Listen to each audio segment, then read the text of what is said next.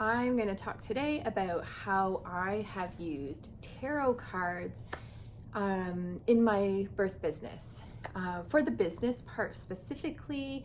And I've made some pretty major decisions with a lot of commitment or not using the tarot cards. So I'm going to talk a little bit about that.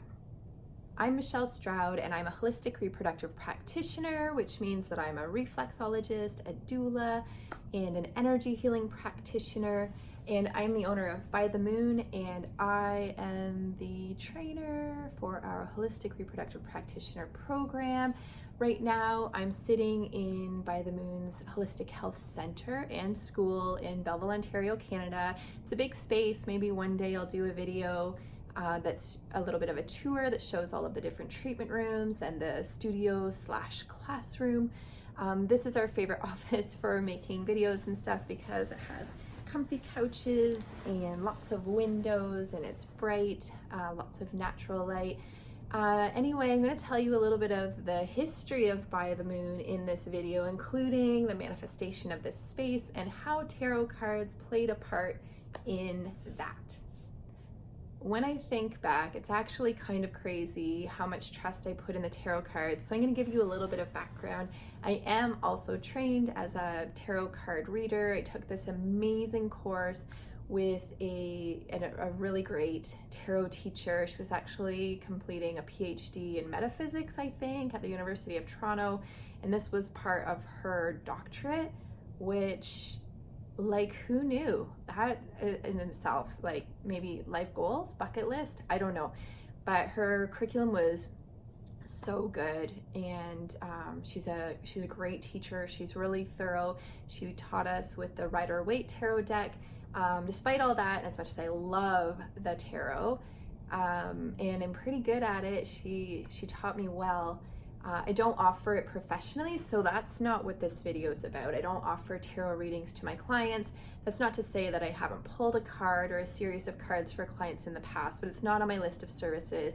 And it won't be because, like, how many things does a person need to offer? You know, like, I just have a lot of things going on already, but it is definitely something that I use for myself in different ways, and that's what this video is about today.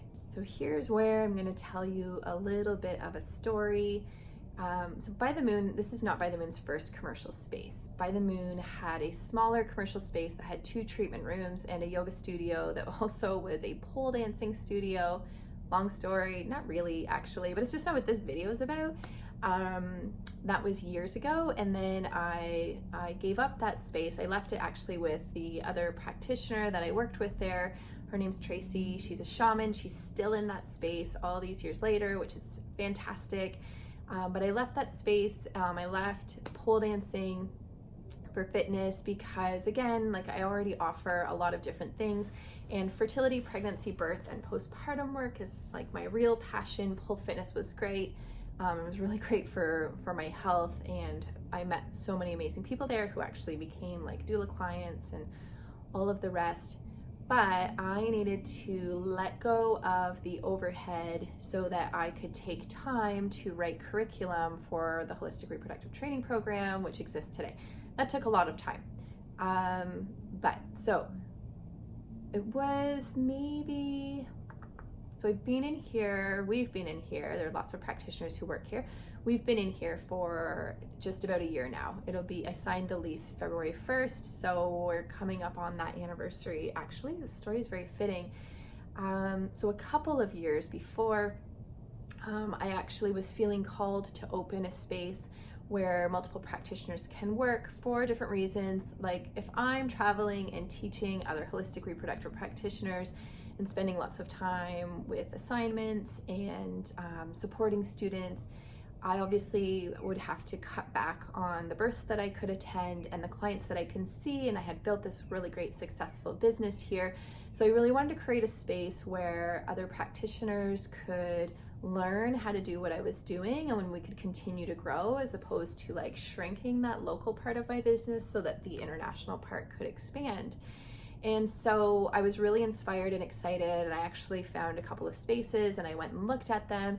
and I fell in love with them, and I pulled cards to ask the question if it was time to do the thing that I was really excited to do, which was expand again into a commercial space and work with others. And over and over and over, the cards were like, no, it's not the right time. And they always gave really legitimate reasons that I knew were true, even though it was super disappointing. So at that time, I was also dealing with my own holistic health issue, which was a whole other humbling experience, which again, I feel like could be its own other video. I'll have to write these down. And it was really debilitating. I was dealing with adenomyosis, which if you're not familiar, it's the common terminology would be like a bulky uterus. It's really common in people who have had a baby, who are 35 and older. Check. So what can happen with adenomyosis is one of the significant side effects is really heavy menstruation, which can cause anemia and really significant fatigue. And when it's out of control, which mine was, it's really hard to catch up every month, and it just took me a while to heal, which is the way healing is. You know, in Western culture, we expect quick cures, quick fixes, take a pill, you know, in 6 weeks or whatever, it's gone. That's not how healing works. That's how we can stop symptoms sometimes, and sometimes it's not even effective. Healing takes a little longer because these conditions can manifest over many years or our whole life. And so I just put to practice everything that I know and everything that I would do for my own clients. And the good news is it was effective, but it took a long time for me to get my energy levels back. And that was actually the scariest part of dealing with that health issue, was the fear that I would never have energy again, because work is my life purpose. I've been doing this holistic health practice. I've been building it since I started my training when I was 21 years old. So it's been like, it's 2020 now. It's been 18, 19 years of building this. I love what I do, and I was not even able to stay awake all day back then, let alone be really productive. Like, there was so much brain fog. And anyway, long story for the card readings. The cards would say, no, like you'll be too tired. You won't have the energy to do it. And they also said the money wouldn't be there. So financially, it was a big no. I listened to the cards, I trusted them because it just made too much sense. It was like I wanted that not to be true, but I knew that it was. And so as much as I fell in love with these spaces that I found, I walked away from the idea and I let it go. And that happened a few times. I would kind of get excited again, and I would look at what was available out there, ask the cards, and a lot of the same messages continued to come through. So then I actually made peace with it. I was like, in this lifetime, I'm just meant to be, to work independently. And that's, I surrendered to it. I was like, that's the way that it's going to be. And I just continued to build. I had a home treatment room. So I continued to attend births, have reflexology clients, have Reiki clients. My spot was beautiful. It overlooked the river. Everybody loved coming there. And I love working from home. Overhead's super low, which gave me a lot of freedom to invest time into writing the curriculum. So the timing was perfect. So then let's fast forward now. It's November of, so we just finished 2019. So it's November of 2018. And I was flying to Vancouver to teach a fertility workshop for doulas. And I was taking 2 of my friends / students along with me. And our flight was delayed for the whole day. And we were already at the airport. Like, it was like so stressful. We didn't know. There was no plane there for us. It was a really small airline, no names mentioned. You can message me if you're concerned. I will never fly with them again. They have like 8 planes in all of Canada, and when you look them up, like, you realize, okay, yeah, this is just what happens all the time. If like 1 or 2 planes are down for maintenance, you don't get to go anywhere. There's just no backup planes. They're not affiliated with any other airline.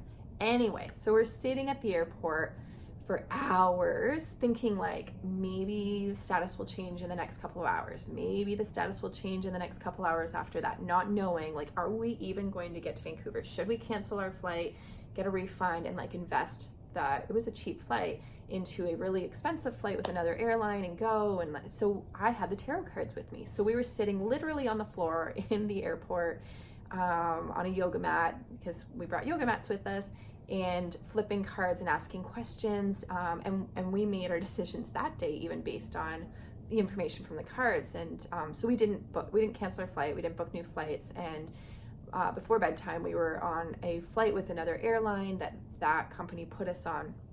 And it disrupted our travel a little bit, but it didn't interfere with a training workshop. We gave ourselves enough time that we still got to do some touristy things that we wanted to. But what else happened that day while we were bored and using the tarot cards and trying to navigate our decisions? We were doing other readings for ourselves, and I don't remember what I asked, because I was over asking about this expanding and working with others thing. But in whatever I asked, whether it be, maybe it was, the next year or the next few months, the information came through from the tarot that it was like, now it's time to work with others. And I was like, really? Like, I wasn't excited. I had already got over this idea. And it's kind of like, I see this happen with my clients who are really set on a vaginal birth, for example. And then they end up with a breech baby, and it's not turning. And then part of the work we do sometimes is the surrender piece. And I help them with surrendering to a surgical birth. And then the baby flips, right? Because they make like a cesarean birth plan. They try to make peace with, even though they were so opposed, they do make peace with their new reality. And then the baby flips. And I've actually had clients be like, I'm having a really hard time now readjusting to the idea of a spontaneous vaginal delivery. It's kind of what it was like. So, but here I had spent this whole day with these two beautiful women that do this similar work that I do.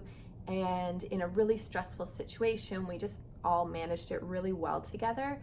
And it made me feel like I didn't want to work alone anymore too. Like, I really enjoyed that they were with me. I usually travel alone when I'm teaching, and I didn't have to that time. And I wanted more of that in my life. So I had mixed feelings about these cards coming up saying it's time to work with others. So we went on our trip, and we had a great, 4 or 5 days, whatever our travel was. And I came home and I looked again, and I found this one commercial space. And from pictures, it's really hard to tell, but they looked like, and they made it look like the space would work. It already had several small offices. There were tons of windows. There wasn't a great big space for a yoga classroom that I could tell from the pictures. But anyway, I was like, I'll go see it. So I set up an appointment, and I came in with my measuring tape with the realtor, and I measured the rooms. I knew how big a room had to be for like a massage table to be in it, for example. And I remember saying to the realtor, like, I just wish this wasn't so perfect. Like, it would be way easier if it was like, well, that was fine, but it's not going to work. It was going to work. I could visualize like where walls needed to come down, and how do we open up space for a yoga studio, and what room would be what. It was really ugly. It was all blue and old and dirty. But I had the vision. And so I went home with that and had a lot to think about, and pulled cards again about that space, and it was all yeses. Like, all of the money is there, like, you're going to have so much fun, it's going to be a happy ending, like, this is the right time. And so I made a business plan, signed a massive 5-year lease for this great big multi-room space that's quite expensive every month. And it's working. So we're coming on the end of 1 year. We've got like amazing practitioners here. And I just, it's like wild to me that the tarot, number one, always speaks so accurately to the situation and can give such good information. And that I put so much into it at the same time. Like, I realize that probably sounds so crazy. But I do. And after that, and it was like a really stressful process negotiating the lease too. And so I continued to rely on the tarot, and a little bit too much. And then once I was in, I left the deck for a long time, because I realized that I needed to also just like navigate the world on my own a little bit and not rely too much on guidance from something like that.